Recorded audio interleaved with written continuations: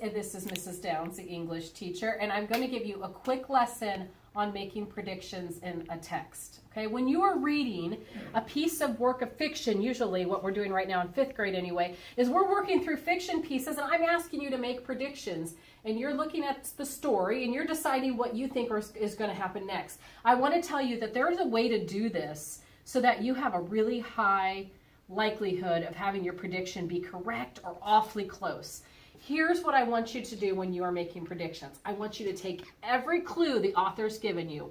I want you to really think about what those are and really think about where the author's taking the story. But I also want you to look deep into your own schema and understand what you know about everything the author's brought to the surface of the text. And so you're saying to me, Mrs. Downs, I don't know what schema is, but you do because we've been over it in class. Your schema is your file system that's in your brain that says when you read something like in Peter and the Starcatchers, when we read about the sound of bells with the trunk, and you hear the word bells and you think, bells.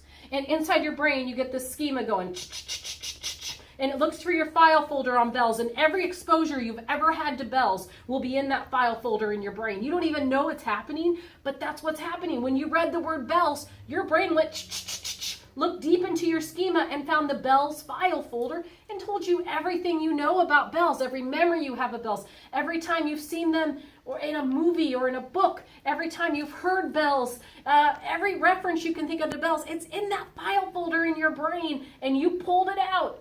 And so when I ask you to make a prediction, everything that's been in the story so far has found its way into your own personal schema and you didn't even have to try.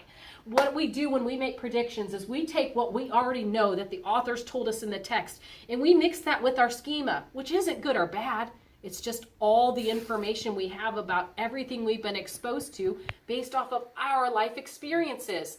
You know what that means? My schema is different than yours, and yours is different than your neighbor's, even if you're identical twins. I have identical twins in my home, and they have different schema. They see the world through their own eyes, and it's different from one another. But I take everything the author's given me. I take everything that's in my schema. I put these together, smash. I come up with a prediction that makes sense and has a good likelihood of happening, a strong likelihood of happening. And then I look at it later after I've read on and I check my prediction.